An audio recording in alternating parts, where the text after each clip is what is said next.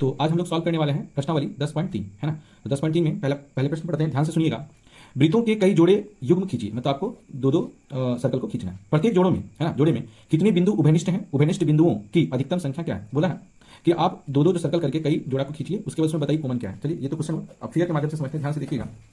तो सर्कल खींचने में समय लगता है, इसलिए पहले खींचनी आप लोग देखिए, दो दो जोड़ा का मतलब डबल डबल होना चाहिए। तो एक ऐसा जोड़ा वाला खींचनी है ना, दूसरा जो कि एक बिंदु पर मैच करा, मीट करा सॉरी, और दूसरा एक ऐसा जोड़ा लिए हैं, उभयनिष्ठ लिए हैं, मतलब सर्कल लिए हैं जहां पर कि बिंदु दो मिल रहा है। तो इसमें पूछ रहा था प्रश्न कि उभयनिष्ठ, उभयनिष्ठ मतलब होता है कॉमन है ना। तो बताइए आपको इसमें कॉमन कितना नजर आया, मतलब जीरो उभयनिष्ठ है ना। तो आप लोग को यहाँ पर लिखना है ना, शून्य उभयनिष्ठ। क्या लिखना है, शून्य उभयनिष्ठ। ठीक है, ये हो गया शून्य उभयनिष्ठ। अब आते हैं दूसरा सर्कल की बात करते हैं। यहाँ पर जो युग्म है इसमें कितना जगह मिल रहा है, तो एक जगह मिल रहा है ना। यहाँ पर लिखना है आपको एक उभयनिष्ठ है ना, एक उभयनिष्ठ। ठीक है, ये हो गया एक उभयनिष्ठ। अब एक तरह का और भी यहाँ पर लिया गया है जो वृत्त, जो कि आपको यहाँ पर दो जगह बिंदु मीट करता हुआ दिखता है ना। यहाँ पर मिला रहे हैं यहाँ, तो इसमें जो कॉमन हुआ है वह कितना हुआ है, दो है ना। तो दो उभयनिष्ठ है ना, दो उभयनिष्ठ। तो यहाँ पर देखिए उभयनिष्ठ ये तीन तरह, इसके अलावा और कोई तरह से वृत्त युग्म वाला नहीं खींचा जा सकता, केवल केवल इसी तरह से खींचा जा सकता है। इसलिए यहाँ जो उभयनिष्ठ है वह या तो इसका उभयनिष्ठ होगा, या तो आपका एक बिंदु वाला उभयनिष्ठ मिलेगा, या तो आपको यहाँ पर जो है दोनों दो बिंदु वाला उभयनिष्ठ मिलेगा। मतलब तीन तरह से होगा। ठीक है, इसमें ये प्रश्न क्या बोला गया था, पहले तो बोला गया था उभयनिष्ठ, दूसरा बोला गया था कि उभयनिष्ठ बिंदुओं की अधिकतम संख्या क्या है। मतलब देखिए यहाँ तक बोला कितने उभयनिष्ठ हो सकता है, तो तीन तरह से। तो उभयनिष्ठ बिंदु जो होता है अधिकतम है ना, कितना हो सकता है। देखिए यह इसमें जो देखा जाए तो अधिकतम जो उभयनिष्ठ है वह दो है। तो यहाँ पर लिखेंगे कि उभयनिष्ठ बिंदुओं की अधिकतम संख्या, यहाँ पर लास्ट लिख लीजिएगा है ना, उभयनिष्ठ बिंदुओं की है ना, ध्यान रखिए, उभयनिष्ठ है ना, उभयनिष्ठ बिंदुओं की अधिकतम संख्या पूछ रहा था है ना, अधिकतम संख्या। तो देखा जाए यहाँ पर आप लोग यहाँ अतः कर लीजिएगा, अतः। ठीक है, अतः। ठीक है, अतः उभयनिष्ठ बिंदुओं की अधिकतम संख्या कितना हो जाएगा, तो दो हो जाएगा। ठीक है, मतलब अगर देखा जाए अधिकतम जो उभयनिष्ठ होगा कॉमन वह दो होगा। ठीक है, तो यहाँ पर जो है आपको मतलब उभयनिष्ठ जो है आपको इसी तरह से फिगर बना लेनी है। उसके बाद आपको यहाँ पर अधिकतम जो उभयनिष्ठ बिंदुओं की संख्या, देखिए ये तो होगा प्रश्न नंबर 1 जो कि 10.3 का था। अब आते हैं प्रश्न 2। पहले प्रश्न को समझ लेंगे क्या बोल रहा है कि मान लीजिए आपको एक वृत्त दिया जाता है ना, आपको एक सर्कल दिया जा रहा है। एक रचना इसके केंद्र को, मतलब बोलता है एक रचना इसके केंद्र को ज्ञात करने के लिए दीजिए। मतलब आपको केंद्र को, मतलब इसमें जो है केंद्र को बताना कि केंद्र कहाँ है। ठीक है, आपको इसमें जो सर्कल आप लीजिएगा बिना केंद्र वाले लीजिएगा। ठीक है, मेरे पास वैसा कुछ था इंस्ट्रूमेंट जिसके कारण हम इसको जो खींचे हैं, आपको केंद्र बिना केंद्र वाले लेना है। तो देखिए सबसे पहले आपको क्या करना है, सर्कल को ले लेना है। सर्कल को लेने के बाद आपको क्या करना है, एक जीवा को ले लेना है। जीवा आप कितना भी कहीं भी ले सकते हैं, कोई दिक्कत नहीं, यहाँ पर हम ले लिया। ठीक है, क्या करेंगे, एक सर्कल को लिए, फिर एक जीवा को लेंगे। जीवा जितना लिए हैं, एक ध्यान, ये सिर्फ ध्यान रखिएगा, जब जीवा लीजिएगा तो जितना बड़ा जीवा लिए हैं उतना ही बड़ा जीवा इधर भी लेना है। तो उसको नापने के लिए आपको क्या करिए, इसको पहले नाप लीजिएगा। ठीक है, यहाँ नाप लिए है ना। क्या करें, फिर से देखिए सर्कल है, सर्कल को ले लेना है सबसे पहले। इसे फिगर दिया नहीं क्योंकि सर्कल को आपको बनाना है, सेंटर को ढूंढना है कहाँ पर है। इसके लिए सबसे पहले आपको क्या करना है, एक जीवा को ले लेना है, या कितना भी ले सकते हैं आप, इतना बड़ा ले सकते हैं, इतना बड़ा ले सकते हैं, कोई फर्क नहीं पड़ता है ना। इधर ले सकते हैं, इधर ले सकते हैं, इधर ले सकते हैं, कहीं भी ले सकते हैं। ठीक है, चलिए यहाँ पर जीवा ले लेंगे। उसके बाद आपको क्या करना है, इसकी मदद से आपको क्या करना है, इसको नाप लेना है। ठीक है, नाप लिए।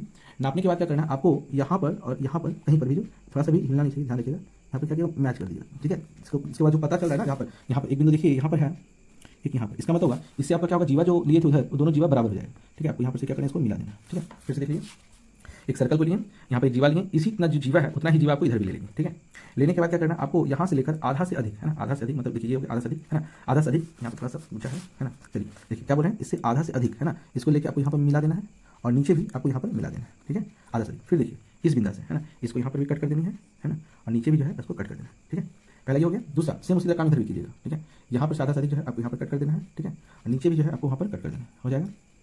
यहाँ पर देखिए फिर इधर से जैसे उधर किए थे सेम उसी तरह आपको यहाँ पर कट कर देना है, और इसको भी कट कर देना है। कट करने के बाद यहाँ पर जो दोनों में बिंदा है ना, यहाँ पर हो गया, एक यहाँ पर हो गया, एक यहाँ पर हो गया, एक यहाँ पर हो गया। इसमें से क्या करना है, शुरू में ये दोनों को कट किए थे, आपको इसको मैच कर देना है। ठीक है, इसको मैच कर देना है, थोड़ा सा बड़ा लेके लीजिएगा, कोई दिक्कत नहीं। ठीक है, दूसरा में क्या करना है, आपको यहाँ से मैच कर लेंगे। ठीक है, तो इधर वाला दोनों को मैच कर देना है। ठीक है, मैच कर देना है, इसको थोड़ा बड़ा लेके मैच कर दिया। ठीक है, तो देखिए यहाँ पर जो आया है यही इसका सेंटर है, केंद्र है। इसको आपको क्या करना है, यहाँ पर वो रख के यहाँ केंद्र बता देना कि वह केंद्र है। ठीक है, मतलब केंद्र था नहीं, इसमें केंद्र बताना। अगर देखना है कि आपका सही बना कि नहीं, तो अगर केंद्र रहता है तो केंद्र पर अगर देखा जाए तो सर्कल बराबर होनी चाहिए। अगर आप भी बना लिए होंगे तो इसको नाप के देख लीजिएगा आपका बराबर आया कि नहीं। यहाँ से अगर आपका सर्कल बराबर था, ठीक है, तो बिल्कुल जो है आपका जो ये कंपास है बिल्कुल उस पर ही घूमेगा है ना, देखिए कहीं भी छोटा बड़ा नहीं हो रहा है। ठीक है, तो आपको जो दूसरा नंबर है आपको इस ढंग से इसको बना लीजिए। ठीक है, ये प्रश्न 1 और 2 हो गया, ध्यान से इसको अच्छे से देख के फिर से दोबारा रिपीट करके इसको बना लीजिएगा। ठीक है, अब आते हैं प्रश्न नंबर 3 में। आपको एक फिगर बना, ठीक है, आपको एक सर्कल लेना है, इसके बाद एक और सेकंड माध्यम एक और सर्कल दे। ठीक है, हो गया दोनों सेकंड बाद यहाँ सेकंड बाद यहाँ सेकंड बाद आपको मैच करना है। ठीक है, मैच के बाद आपको यहाँ से दिख रहा है इसको यहाँ से करना है। ठीक है, सलाम ए है, सलाम बी। ठीक है, इसके बाद आते हैं इसको यहाँ से यहाँ करना है। ठीक है, और यहाँ जो दिख रहा है यहाँ करना है। ठीक है, इसके बाद आपको यहाँ करना है, आपको यहाँ करना है। ठीक है, आपको रेडी। इसका सलाम करते हैं, सभी करते हैं, यहाँ पे एम आ देते हैं। ठीक है, देखिए ये हो गया फिगर। ठीक है, फिगर के बाद आप तो अब आते हैं प्रश्न नंबर 3। पहले प्रश्न को समझेंगे फिर फिगर का आपको समझाएंगे। यदि दो वृत्त परस्पर दो बिंदुओं पर प्रतिच्छेद करें, है ना, क्या बोल रहा है कि दो वृत्त है और दोनों जो है ना परस्पर जो है ना क्या करें, दो बिंदुओं पर प्रतिच्छेद करें, तो सिद्ध कीजिए कि उनके केंद्र उभयनिष्ठ जीवा के लंब समद्विभाजक पर स्थित है। देखिए सबसे पहले यहाँ से दो फिगर है ना, दोनों का जो केंद्र है ना, केंद्र से जो सर्कल लिया गया है दोनों एक दूसरे को प्रतिच्छेदित कर रहा है ना, यहाँ पर कट कर रहा है, करने के बाद जो यहाँ पर जो उभयनिष्ठ है, उभयनिष्ठ के बाद जो ये दोनों को जीवा जो उभयनिष्ठ है, इस सर्कल का भी जीवा ये कहलाएगा और ये सर्कल का भी जीवा ये कहलाएगा। तो आपको पूछ रहा है प्रश्न कि क्या ये जो है उभयनिष्ठ जीवा है ना, ये दोनों जो उभयनिष्ठ जीवा है, ये पूछ रहा है कि दोनों जो है ये दोनों इक्वल होगा, ये और साथ ही साथ में पूछ रहा है कि यह लंब समद्विभाजक है, क्या ये जो कटता है ये पूरा पूरी 90 डिग्री है ना। ये दो चीज़ पूछ रहा है, पहला पूछा कि ये दोनों बराबर है और दूसरा बोला लंब समद्विभाजक, मतलब जो लंब है मतलब 90 डिग्री है पूछ रहा है, ठीक है। तो प्रश्न यही है ना। अब हम इसको बनाएंगे, आप लोग ध्यान से देखिएगा और किस तरह से बना रहे आपको फिगर को भी देखना है, समझना है, उसके बाद आपको बनाना है। तो चलते हैं, तो यहाँ लिखेंगे कि ओ और पी केंद्र वाले दो वृत्त दिया गया। सबसे पहले आपको ये लिखना है कि ओ और पी है ना, यहाँ पर देखिए कि ओ और पी जो केंद्र वाला दो वृत्त दिया है, ठीक है। इसके बाद देखिए आपको लिखना है कि ओ से ए को पी से, पी को बी से और बी को ओ से मिलाया, ठीक है। जो है फिगर में उसको आपको लिखना है, क्या लिखना है कि ओ को आपको ये रचना में लिखना है, ठीक है, रचना में लिखना है ना। रचना में क्या लिखना है, ओ को ए से है ना, ए को पी से, ए को पी से, पी को बी से है ना, पी को बी से तथा बी को ओ से, बी को ओ से मिलाया गया, ठीक है। ये आपको लिख लेना है, ये रचना हो गया। अब आते हैं कि आपको सिद्ध क्या करना है इसमें। सिद्ध पहले बता दिए थे आपको कि ए एम और एम बी ये दोनों पूछ रहा है बराबर है, और दूसरा ए एम ओ और बी एम ओ ये दोनों जो है 90 डिग्री का है, ऐसा बताना है, ठीक है। तो जो यहाँ सिद्ध करना है ये भी लिखना आपको जरूरी है कि क्या सिद्ध करना है, ठीक है, सिद्ध करना है। जो सिद्ध करना है उस बात को आपको लिखना है। सबसे पहले क्या बोले कि ए एम और एम बी इक्वल होना चाहिए, तो A M is equal to M B ये बताना है। दूसरा है ना, ए एम और एम बी को बता रहा है इक्वल। दूसरा क्या बोल रहा है ना, दूसरा बोल रहा है कि एंगल है ना, क्या बोल रहा है A M O is equal to B M O है ना, यहाँ पर लिखना है B M O is equal to 90 degree. तो देखिए यहाँ पर जो दिया गया है यह आपको ये आपका दिया गया है, यहाँ रचना होगी और सिद्ध करना है, इतना चीज़ आपको पहले समझ। फिर यहाँ पर समझते हैं। सबसे पहले इस फिगर में आपको देखना है कि ए और बी यहाँ एक ट्रायंगल बन रहा है और यहाँ एक ट्रायंगल बन रहा है, ठीक है। तो यहाँ ट्रायंगल, दोनों ट्रायंगल जब बन रहा है और इसमें क्या है, इस ट्रायंगल का नाम है ओ बी पी है ना, O A P O B P. दो ट्रायंगल जो बन रहा है इसको आपको पहले कॉन्ग्रुएंट प्रूव करना पड़ेगा, सर्वांगसम प्रूव करना पड़ेगा, ठीक है। इससे क्या होगा, देखिए अगर मान लीजिए कि यह ट्रायंगल और यह ट्रायंगल, छोटा वाला ट्रायंगल देखिए, यहाँ पर एक ट्रायंगल है ना, इस ट्रायंगल को, इस ट्रायंगल में आपका ये कॉमन पड़ जाता है, ये त्रिज्या पड़ जाता है, लेकिन इसके बाद अगर कोई कह देगा तो आप कह दिएगा तो 90 डिग्री, जब 90 आप मान ही लीजिएगा फिर ये क्वेश्चन कैसे बनेगा, है ना। इसलिए आपको ये बताना शुरू में नहीं है कि 90 है कि नहीं, ठीक है। तो सबसे पहले आपको ये बड़ा वाला जो ट्रायंगल है इसका नाम है ओ ए है ना पी, है ना, आपको वो लिखना है। ट्रायंगल में क्या लिखना है, ओ ए पी, हाँ यहाँ लिखते हैं त्रिभुज ओ ए पी तथा त्रिभुज ओ बी पी में, ओ बी पी में, है ना। ये दो चीज़ है, आपको इसको लिख देना। अब आते हैं ओ, सॉरी ये देखिएगा ए ओ है ना, देखिए सिंपल सी बात है कि इस दो ये सर्कल में ये भी त्रिज्या है ये त्रिज्या है, तो ये दोनों इक्वल होगा, है ना। यहाँ लिख देते हैं कि ओ ए इज इक्वल टू ओ ए, ठीक है। ये क्यों हुआ, तो बराबर त्रिज्या है, तो यहाँ पर आपको लिखना है त्रिज्या, ठीक है। दूसरा आते हैं ओ, ये तो हो गया O A is equal to O B, sorry यहाँ पर बी होगा, O A is equal to O B, ठीक है। दूसरा आते हैं इधर की बात करते हैं, ए पी, ये भी तो त्रिज्या है, तो A P is equal to P B, ठीक है। यहाँ भी लिख देते हैं A P is equal to P B, ये भी क्या है, त्रिज्या है, ठीक है, त्रिज्या है। अगला देखते हैं ओ पी और ओ पी दोनों क्या है, उभयनिष्ठ है, कॉमन है, तो आप लिखेंगे O P is equal to O P, ठीक है। ये क्या है, उभयनिष्ठ, उभयनिष्ठ, ठीक है। तो यहाँ पर जो हो गया तीन चीज़ आपका हो गया, इससे क्या हुआ, ये क्या क्या हो गया, देखिए ये भुजा है, भुजा है, भुजा, इसका मतलब हुआ कि त्रिभुज है ना ओ ए पी, मतलब ये वाला त्रिभुज ओ ए पी, और दूसरा ओ बी पी है ना, त्रिभुज ओ ए पी, और ये जो है त्रिभुज ओ बी पी, है ना। ये क्या हो गया, सर्वांगसम हो गया, ठीक है। तो किस तरह से सर्वांगसम होगा, है ना, तो यहाँ पर कंडीशन आपको लगाना पड़ेगा, है ना। इसको इसलिए लगा दीजिए, यहाँ पर लिखिएगा भुजा, है ना, लिखना पड़ेगा भुजा, है ना, और नीचे चल गया, ठीक है, देखिएगा सॉरी, भुजा यहाँ पर लिखना पड़ेगा भुजा, भुजा भुजा, तीनों भुजा सर्वांग सम हुआ, तो यहाँ पर लिख देंगे भुजा भुजा भुजा सर्वांग सम। ठीक है, ये आपको लिख लेनी है।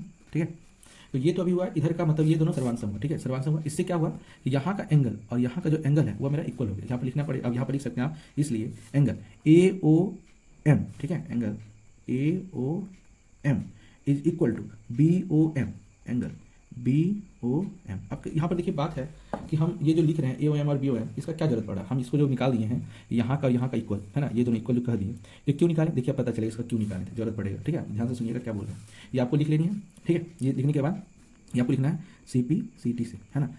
तो ये आपका ये हो गया, ये आपका हो गया इक्वेशन 1। ठीक है, ध्यान रखिएगा कि हमने इसको इक्वल प्रूफ किया। अब आते हैं, अब देखिए आपको यहाँ पर चलना है इस त्रिभुज में और इस त्रिभुज में। ठीक है, इस त्रिभुज में शुरू में बता दिए थे कि इसमें ये आपको त्रिज्या से इक्वल कर दीजिएगा, ये आपको कुबेनिस्ट कर दीजिएगा, ये 90 डिग्री नहीं ना ले सकते हैं। ठीक है, और इसको भी नहीं कर सकते, दोनों बराबर है, क्योंकि ये तो कंडीशन लगा दिया है कि ये और ये इक्वल आपको प्रूफ करके दिखाना है। तो प्रूफ करना है तो शुरू में हम तो बोल नहीं सकते हैं, है ना, इसलिए ये एंगल को निकालना पड़ा कि ये दोनों एंगल जो है वह आपका इक्वल है। ठीक है, तो चलते हैं, तो ये आपको इस साइड का लिख लेना है। अब ये साइड आपको यहाँ पर स्पेस से खींच लेते हैं जिससे कि सेपरेट हो जाएगा।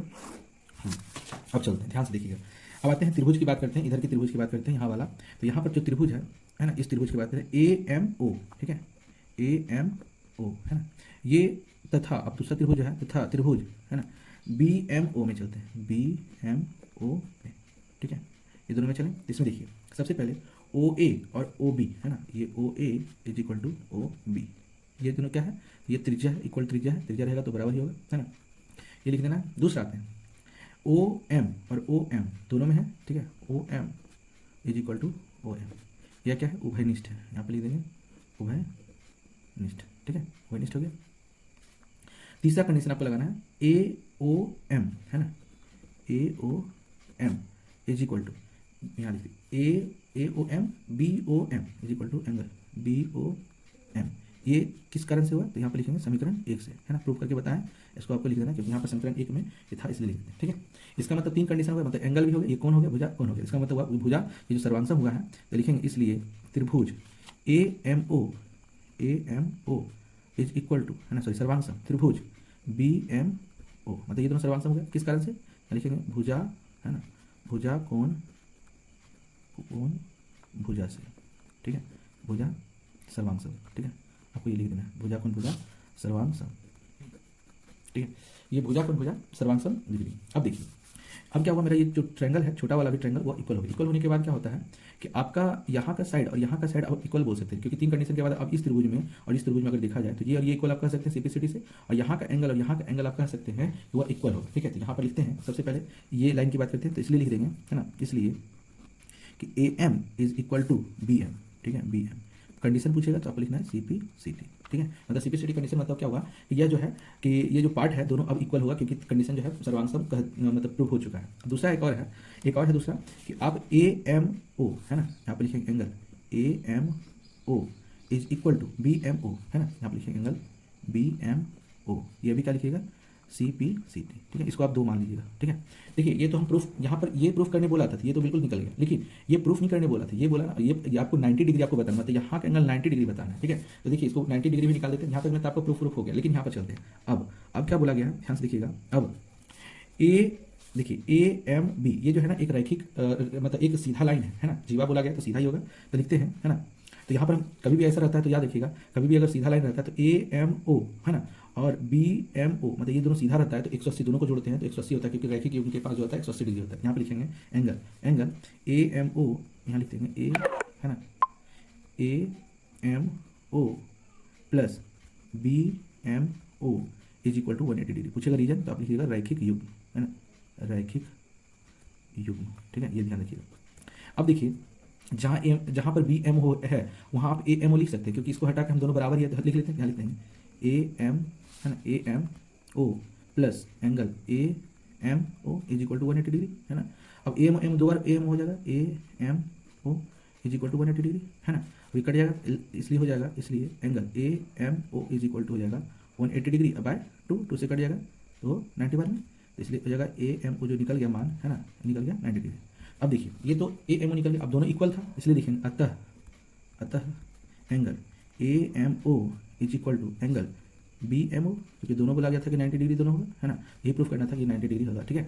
यहाँ पर आप जो पूरा हो गया ये आप स्क्रीन शॉट में इसको अलग अलग से ले सकते हैं, है ना। यहाँ पर शुरू से इसको बताया गया है ना। यहाँ पर देखिए, यहाँ पर सबसे पहले देखिए हम लोग इसको इस ट्रायंगल को प्रूव किए थे इक्वल, फिर इस ट्रायंगल में चले थे, किसका कंडीशन इधर का नहीं लगा सकते थे, इसलिए हमको इसको निकालना पड़ा था, ठीक है। जब हो गया था तो दोनों ट्रायंगल में, अब इस ट्रायंगल में जब चले थे, जब इस ट्रायंगल को प्रूफ कर दिए, इससे क्या होगा, दोनों मेरा प्रूफ हो चुका था, ठीक है। यहाँ पर जो है आपका इस ट्रायंगल में दोनों प्रूफ हो चुका था, लेकिन यहाँ कंडीशन लगा देते थे कि आपको यहाँ जो इतना स्टेप बढ़ा है या आपका जो एक्स्ट्रा बढ़ा है या कुछ नहीं है, रैखिक युग्म के कारण से बढ़ा। इसमें दोनों को जोड़ने के बाद 180 होता है, दोनों जोड़े 2 से भाग दे दिए, ये कटने के बाद जो आएगा वो 90 आया, और आपको प्रूफ करना था कि ये दोनों 90 डिग्री के बराबर होता है ऐड करने के बाद, लम्ब सब विभाजक, मतलब ये प्रूफ करना था, ठीक है। तो आपको वीडियो अच्छा लगा तो लाइक सब्सक्राइब शेयर जरूर करिए। Thanks for watching.